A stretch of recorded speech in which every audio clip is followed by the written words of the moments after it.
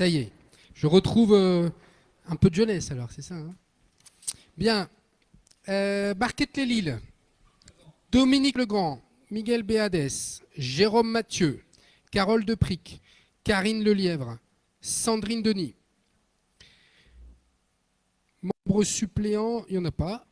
Ok. Lambersart, Nicolas Bouche, Xavier Deric, Martine Cacheux, Guillaume Lequieffre, Céline Doutrio, Yassir Moukrim, Christine Nisol, Bertin Lambray, David Blancard, ok. Quentin Vasseur, Claire Pila, Pierre Reynard, Pierre-Yves Pira. Des suppléants? Vambrechy, Sébastien Brognard, Michel Sass, Christelle Galland, Cédric Lecourt, Laurent Witterberg, Véronique Aureman, Georges Spadavecchia. Des suppléants? Verlinghem, Thierry Bonte, Benoît Bourrel, Saint-André, Elisabeth Masse, Pascal Laouste, Jean-Pierre Rhin, Nicolas Lenindre, Didier Parcy, Claude Vaskilowski, Cyprien Richer, un suppléant Daniel Sénéchal.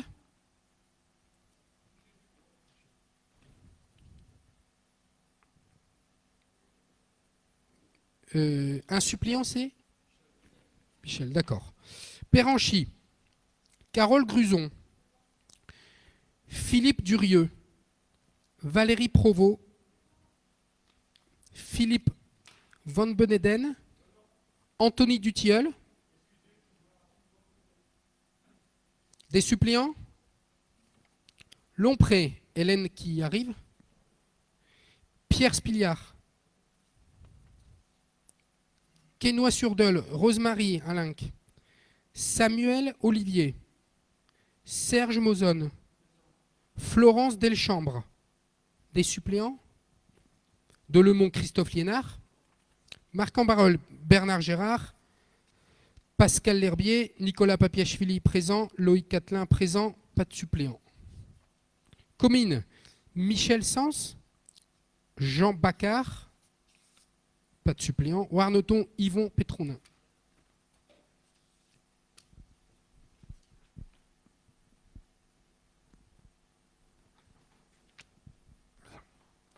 Bien, merci beaucoup.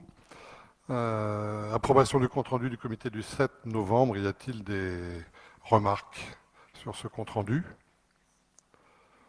Ce n'est pas le cas. On soumet donc au vote. Qui est contre? Qui s'abstient? Unanimité, merci beaucoup. Rapport numéro 1, installation de nouveaux délégués. Donc, suite aux nouvelles désignations du conseil municipal de Péranchy, celui-ci a désigné au comité syndical M.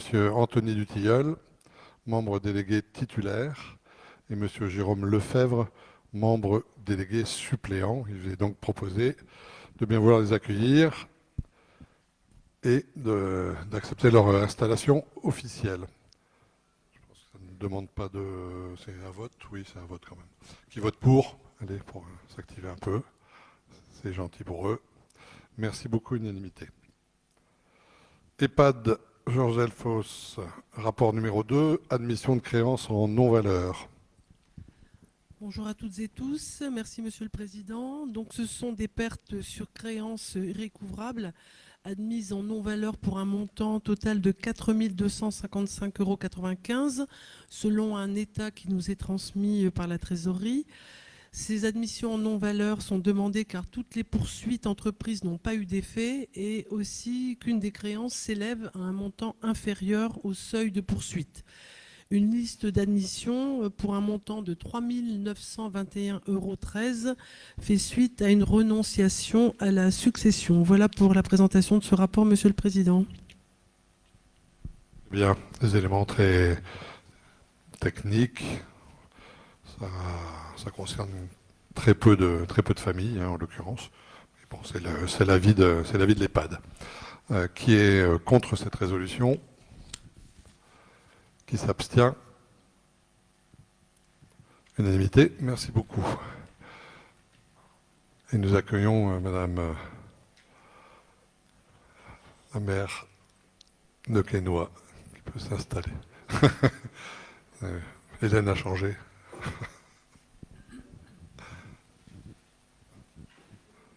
Pas de souci. Rapport numéro 3, EPRD 2022 modifié, DM4 en l'occurrence. Alors, ce rapport donc, concerne la décision modificative numéro 4. Donc, si nous nous attachons d'abord aux dépenses, au compte 673, il y a annulation de titres sur l'exercice antérieur pour un montant de 8 887,74 €. Il faut annuler ainsi le titre 1052 sur 2021 pour un montant de 4 820,14 €, qui fait doublon avec le titre 1120 sur 2020. Il faut également annuler le titre 1102 sur 2021 pour novembre et le titre 1233 sur 2021 pour décembre, et ce pour un montant total de 4 067,60 €, car admission donc à l'aide sociale à compter de la date d'entrée. Au compte 654, il s'agit donc des pertes pour créanciers recouvrables admises en non-valeur pour un montant de 4 255,95 €. Je vous l'ai expliqué dans le rapport donc, précédent. Au compte en 62,82, il convient de prévoir 8 000 €, donc suite au courrier de la société Dupont, notre prestataire restauration, relatif donc à l'augmentation des coûts facturés. Si on veut s'attacher maintenant aux recettes de cette DM4, en ce qui concerne les produits de la tarification, c'est-à-dire le groupe 1, un montant de plus 4 067,60 € pour l'admission à l'aide sociale, un montant de 106 789,02 € qui correspond à la dotation complémentaire de l'ARS pour la prise en compte de l'inflation, de l'augmentation également du point d'indice et du surcoût qui est lié au recours donc à l'intérim. En ce qui concerne les produits exceptionnels, donc au compte 778 qui sont sur le groupe 3, un montant de 24 449 €, dont 7 469 € de subvention de la CARSAT et 17 000 € de FCTVA. En ce qui concerne les dépenses toujours, non, c'est tout. En ce qui concerne la DM4, c'est tout. Voilà, Monsieur le Président. Très bien. C'est un document qui a été renvoyé car ajusté avec les dernières informations, informations de l'ARS. Oui. Concernant ce document et le suivant que vous avez reçu il y a quelques jours, pour être vraiment au plus près de l'actualité et des décisions ARS qu'on attend toujours, qui nous permettent systématiquement d'ajuster nos budgets. On soumet donc ce rapport aussi à des questions particulières. Sinon, on le soumet au vote. Qui vote contre? Qui s'abstient? L'unanimité. Merci beaucoup. Rapport 4, état prévisionnel. Donc, on passe à 2023. Tout à fait. Donc, le rapport 4 concerne l'état prévisionnel des recettes et des dépenses pour l'année 2023. Donc, au niveau des dépenses, il y a lieu d'augmenter les dépenses du groupe 1 de près de 200 000 € dû à l'augmentation donc des dépenses d'électricité et de restauration. Le reste de ces dépenses sont globalement augmentées de 1%. Augmentation des dépenses du groupe 2 d'environ de 56 000 € par rapport à 2022 pour prendre en compte l'augmentation du point d'indice pour les agents de la collectivité. Augmentation également des dépenses du groupe 3 d'environ 12 000 € affectés au compte d'entretien et maintenance du bâtiment. En ce qui concerne les recettes, alors les recettes quant à elles diminuent du fait sur les produits à la charge de l'assurance maladie du montant des sommes qui ont été allouées en 2022 à titre mais non reconductibles. Alors il conviendra bien sûr de veiller dans la mesure du possible et en dehors de tout fait majeur de maintenir le taux d'occupation actuel de la maison de l'EHPAD qui est d'un niveau de 96%. Alors, le PRD 2023 enregistre ainsi un déficit prévisionnel à hauteur de 209 392,25 €. Bien sûr, une alerte sera effectuée auprès de l'ARS pour une prise en compte donc dans le cadre de sa dotation pour l'année 2023. Alors concernant le tableau de financement, comme vous le savez, des travaux sur le SSI étaient inscrits au budget 2022, mais devraient être réalisés sur le budget 2023, ce qui explique ainsi le fonds de roulement net global très bas, puisque le montant de ces travaux est pris en compte deux fois. Une fois au niveau du budget 2022, également une fois au niveau du budget 2023. Néanmoins, le FRNG devrait rester positif à hauteur de 146 683,51 €, voire d'un montant plus important, en fonction de la prise en compte ou non des augmentations donc, de dépenses par l'ARS. Voilà pour la présentation de cette EPRD 2023, Monsieur le Président. Merci. Oui, au niveau des recettes ARS en moins-value, ça correspondait particulièrement à ce qui était intérim suite aux dispositions Covid. Donc ça avait amené des coûts supplémentaires que l'ARS avait abondé, donc ce qui faisait une amenée financière plus importante. Comme l'année dernière, on va attendre en général mai pour avoir les positionnements définitifs de l'ARS sur l'abondement des salaires. Donc c'est exactement comme l'année dernière, on n'est pas plus inquiet que ça sur leur bon vouloir. Et après, en effet, bon là c'est au niveau du fonds de roulement, le SSI, on le récupérera dès que les comptes définitifs sont clôturés. Début d'année prochaine, on pourra récupérer ce qu'on avait mis l'année dernière et qui ne sera pas exploité. Oui.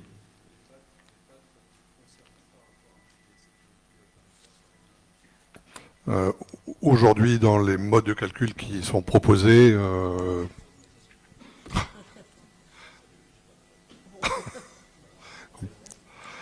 c'est parce qu'on est en mairie. Et aujourd'hui, au vu de ce que l'on connaît, les définitifs, mais au vu de ce qu'on connaît, on ne rentre pas vraiment dans le cadre de ce qui est requis. Ah, ça y est, toi, ça lui a fait peur. Aujourd'hui, pas vraiment. On va voir si ça évolue, mais aujourd'hui, on ne sait pas le rentrer. Des questions particulières? Si ce n'est le cas, on va voter. Qui vote pour? De temps en temps, hein. Je mon téléphone.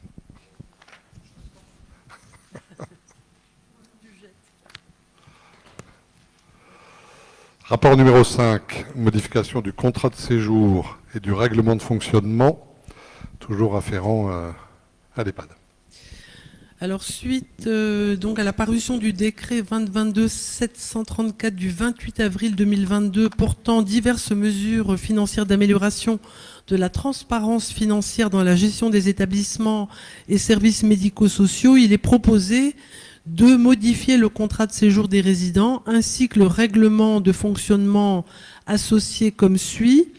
Il s'agit ainsi de prévoir la possibilité de facturation du logement après le décès du résident lorsque les objets personnels du résident n'ont pas été retirés par la famille, et ce pour une durée maximale de 6 jours. De modifier également la liste des prestations minimales d'hébergement obligatoire en EHPAD, élargie donc par ce décret, en y ajoutant l'accès aux moyens de communication, donc y compris Internet dans les chambres et dans les espaces communs de l'établissement, et également l'obligation concernant le marquage et l'entretien du linge personnel des résidents. Et donc ces modifications s'appliqueront à tous les contrats de séjour conclus à partir du 1er janvier donc 2023. Voilà, Monsieur le Président, pour l'illustration de ce rapport 5. Très bien, merci beaucoup. Oui, en fait, c'est une pratique concernant la facturation. C'est pour être sûr de bien bloquer au-delà des 6 jours. Après, c'est une mise au sous-sol, on va dire, répartition et mise au sous-sol, mais on ne fait plus de facturation concernant les chambres. Voilà, principalement. On vous propose donc au vote ces modifications. Qui vote contre? Qui s'abstient? Unanimité. Merci beaucoup.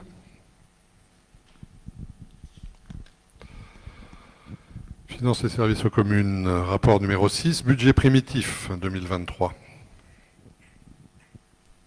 Donc cette année, nous votons donc notre budget avant la fin de l'année, ce qui signifie que nous ne pourrions pas tenir compte des excédents. Et donc vous allez pouvoir voir que ce budget est équilibré, bien sûr, à 1 528 271. Peu d'évolution. Le chapitre 11 augmente de 13 000 euros, essentiellement dû au chapitre 612 qui concerne donc l'électricité qui augmente de 2 600 euros. Le chapitre 62-32 qui est fêtes et cérémonies qui lui augmente de 17 000 euros. Le 62-88 qui est autres services extérieurs de 25 000 euros. Et le 617, je crois l'avoir oublié en cours de route, c'est la poursuite de l'étude de l'audit qui donc passe de 13 000 à 28 000 euros. À côté de toutes ces augmentations, il y a une diminution quand même, c'est le chapitre 62-26 honoraires, où nous avions budgété 46 000 euros en 2022 que nous n'avons pas utilisé puisque nous avons réussi à nous entendre à l'amiable avec l'Ambersart et donc nous n'avons pas dû utiliser ce chapitre. D'un autre côté, cette augmentation se justifie entre autres par l'animation qui vous a été donc proposée et puis expliquée lors des commissions animées par Christophe. La subvention ukulélé qui était de 31 000 euros pour 2022 et qui était abritée au chapitre 65 ne sera pas reconduite donc pour 2023. Et donc, il a été décidé d'intégrer un petit peu cette subvention dans les fêtes et cérémonies et autres frais de communication pour 2023 en étoffant un petit peu les animations, soit de l'enfête, soit de terroir en fête. Au chapitre 12, une très légère augmentation, puisque le chapitre 12 augmente de 2 500 euros, qui tient compte donc de l'augmentation du point d'indice et aussi de l'embauche d'une stagiaire au service archives.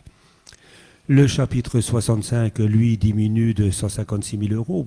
Là, c'est surtout la subvention ukulélé dont je vous parlais et la subvention à l'association Alpes, puisque c'est l'Ambersart qui paiera directement. Au chapitre 67, baisse de 164 000 euros, puisque 2022 était la dernière année où nous touchions encore donc, le reversement du câble.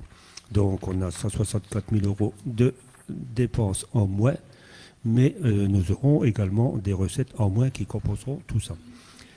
Le dernier chapitre concerné, c'est chapitre 42 qui reprend donc les amortissements que l'on retrouvera donc en recettes d'investissement pour 31 032 euros.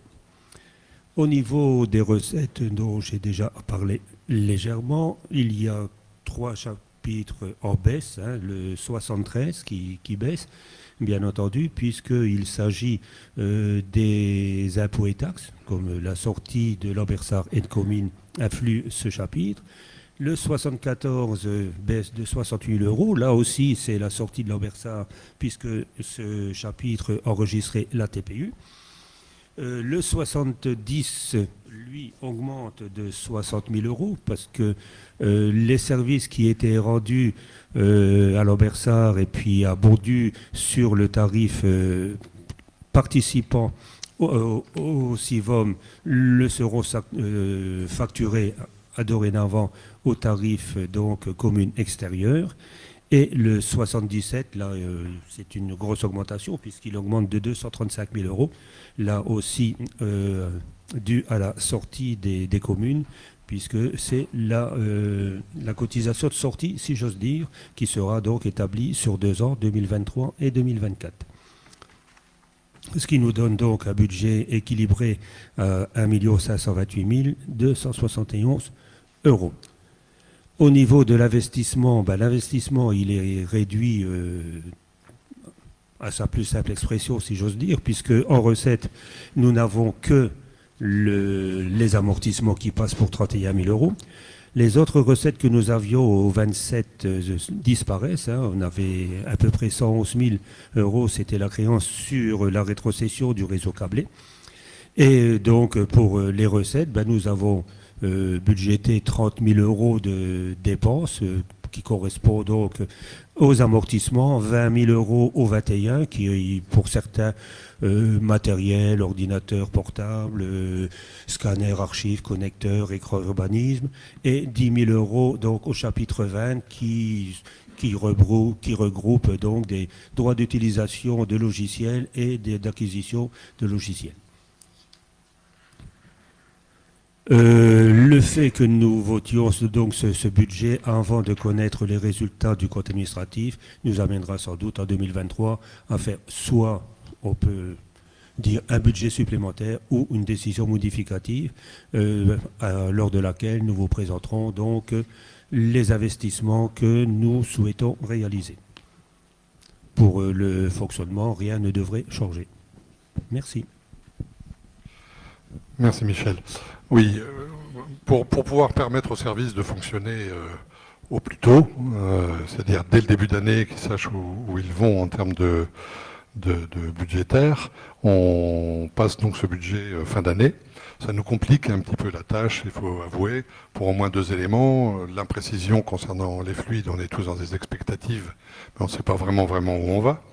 Et le deuxième élément, comme on a des obligations juridiques, on ne peut pas, alors qu'on connaît en réalité nos points d'atterrissage très clairement, mais on ne peut pas les exposer dans un budget, on ne peut pas les exploiter dans un budget, et donc on reviendra, ce qui vous est présenté est conforme dans ses intentions à ce qui a été présenté lors du ROB, mais on va faire un réajustement financier dès qu'on aura fin janvier les chiffres officiels, et dès mars on fera les ajustements qui vont bien pour nous permettre d'aller vers les investissements qui sont prévus comme ils ont été présentés au ROB, mais qu'on ne peut pas inscrire dès aujourd'hui vu cette contrainte juridique, et exclusivement juridique. Pour rappel aussi, c'est la dernière année 2023 où on fonctionnera sur la M14. Au 1er janvier 24, on sera donc sur la M57 qui générera encore des modifications et des ajustements au fur et à mesure. Donc on est dans des passations, on va dire, administratives, on prépare le terrain. Certaines communes sont déjà lancées. Je ne sais pas qui y va dès 2023, il y en a quelques-unes quand même qui sont un peu en avance. Mais bon, sur les intentions du ROB, aucune modification. Michel vous a expliqué point par point. Si vous avez des questions, il est à votre disposition pour y répondre. Si ce n'est le cas, oui, on peut avoir un micro.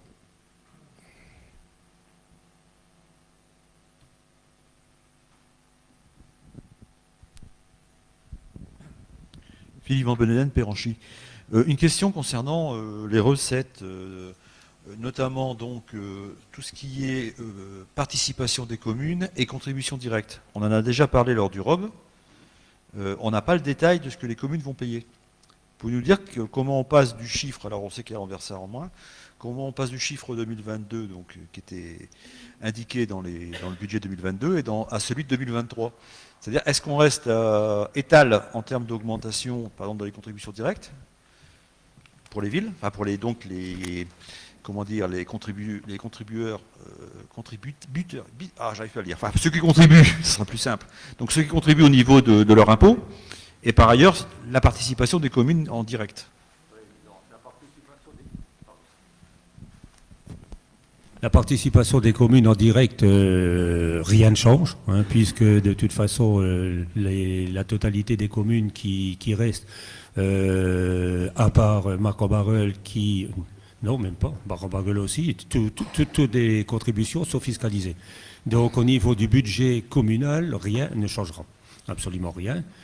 Par contre, la participation donc, des villes par l'intermédiaire de leurs habitants pourra évoluer. C'est ce qu'on vous a expliqué il y a quelque temps en disant que la disparition donc, du système de contribution bloquée à 928 000, quel que soit le montant des recettes, donc des dépenses et des recettes, va évoluer, puisque maintenant, nous travaillons sur des dépenses réelles, c'est-à-dire et sur des besoins réels.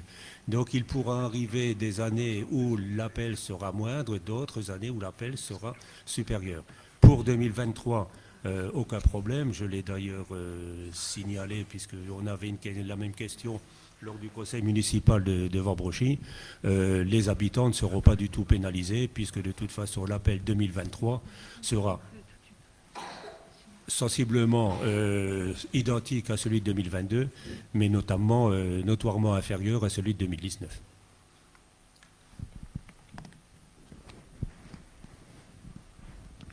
Voilà, j'espère que ça répond à votre question. De toute façon, tout ça va être, en effet, comme on le disait, affiné et sera, dès le prochain conseil syndical, donné commune par commune, etc., dans son détail en fonction du compte administratif. C'est aussi parce qu'on avait un tableau auparavant qu'on n'a pas cette fois-ci. Non, parce qu'on n'a pas voté les contributions. Les contributions, on les votera en janvier. En janvier C'est ou au en prochain février. conseil, les contributions. Oui.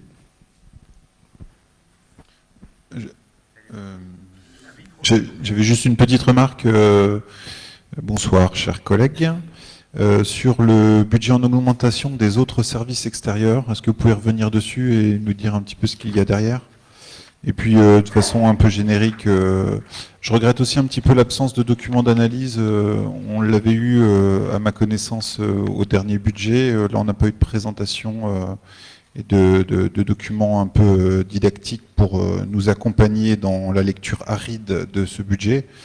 Donc ça aurait été intéressant. Et puis, je ne serai pas plus long, mais en cohérence avec notre expression sur le ROB, je voterai contre.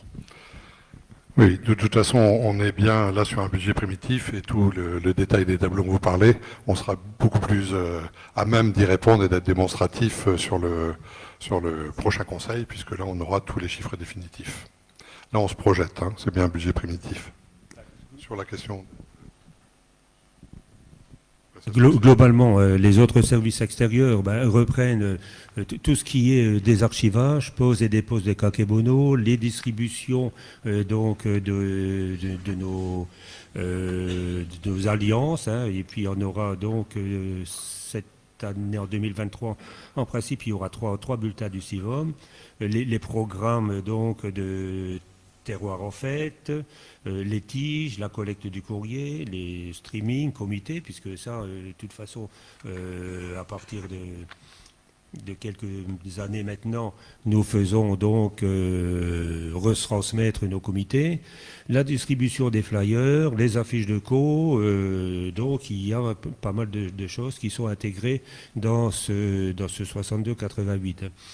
Comme le service civique par exemple et la formation, et le programme VIF que nous souhaitons relancer, c'est le programme qui avait été présenté lors d'une commission et on en avait parlé lors d'un comité syndical et qui était donc présenté par Madame Dorothée Germain, je ne sais pas si vous vous en souvenez, et donc c'est quelque chose que nous souhaitons mettre en route à 2023-2024. Qui explique un peu les augmentations. Je voulais revenir donc sur la contribution. Vous aviez dit tout à l'heure qu'elle n'allait pas impacter 2023, mais pour les autres années à venir, par rapport à la sortie Lambersart, sur les communes. Pas spécialement vu la sortie de Lambersart, ça serait surtout vu nos projets. Puisque, si vous voulez, pour rappeler, hein, les excédents qui existent maintenant, hein, on a des excédents qui sont supérieurs à 1 million sur chaque section. Ces excédents ont été, lors d'une commission finance, chez l'attention de vous reconstituer un peu comment ils sont venus ces excédents. Ces excédents, c'est parce que pendant toute une période, et depuis le début de toute façon de la création du CIVOM, il avait été décidé de demander tous les ans la même chose. Quoi que l'on fasse, on dépense de l'autre côté. Depuis 2020, nous avons décidé maintenant de dire que nous appelons ce qui est nécessaire à appeler. Donc ce qui fera que, bien sûr, si une année on décide de faire 12 feux d'artifice dans toutes les communes, les dépenses seront supérieures. Et pour les payer, bien entendu, on se mettra d'accord et puis il faudra donc appeler davantage d'argent. Mais ce n'est pas du tout dans notre optique actuelle. Je vous remercie. Très bien. Encore une fois, hein, on est sur un primitif. On a imposé de pouvoir faire le budget pour libérer les services dans leurs avancées dès le début de l'année. Ça complique un peu la donne. On n'a pas tous les derniers chiffres. Et on ne peut pas réellement les exploiter. Mais on reviendra tout à fait dans le détail et on commence à faire toutes les projections sur au minimum 3 ou 4 ans. Donc on va revenir vers vous très rapidement, sachant que c'est aussi inscrit dans le budget primitif. Si vous vous souvenez, on a travaillé en 2021 avec KPMG sur un bilan et qu'il y a un deuxième versant à la prestation qu'ils vont faire et qu'on va donc exploiter en 2023 qui est comment se projette-t-on. Comment se projette-t-on? Ça peut concerner tous les sujets, autant les actions que les modes d'appel de contribution, que ce que l'on veut. Donc ce sera à débattre, ça sera aussi un des lourds dossiers de 2023, et tout à fait intéressant, comme 2021 l'a été, pour pouvoir avancer. Comme le disait Michel, ce qui est sûr, c'est que le dimensionnement de nos dépenses, il n'est que dépendant de ce que les communes ont envie de faire ensemble, ni plus ni moins. On reste sur une structure extrêmement légère et donc on est plutôt souple et après c'est uniquement en fonction de ces desiderata et des sujets nouveaux qui nous sont exposés par les uns et les autres en cours d'année et qui génèrent d'ailleurs quelques lignes, vous l'avez vu au niveau du ROB, quelques lignes nouvelles, dont celle qu'évoquait Michel tout à l'heure sur une partie plutôt sociale. On passe donc au vote. Qui vote contre qu'on puisse quantifier. Qui s'abstient, pardon. 2. Et donc pour le reste, merci beaucoup. On en a fait le tour, je pense. Hop, les finances. Absolument, on a tout fait bien. Donc, je ne sais pas, je me mettais sous pression sur le timing, mais vous avouerez qu'en l'amenant à 18h, ça permettait à chacun d'être un peu souple. Merci beaucoup de votre présence, de vous être imposé. Oui, tout à fait. Surtout, vous ne sortez pas de la salle, c'est interdit. Tant que vous n'avez pas signé le registre, c'est extrêmement important. Ceci étant dit, voilà, on va repartir sur une nouvelle année. On sait combien elle est un peu compliquée, un peu tendue au niveau budgétaire dans toutes nos communes. C'est un peu compliqué, mais on reste positif, c'est la fin d'année, on garde le sourire et on profite bien de Noël et on se retrouve tout au long du mois de janvier, chez les uns et chez les autres. Passez tous de bonnes fêtes de fin d'année, en famille et entre amis, et à très bientôt.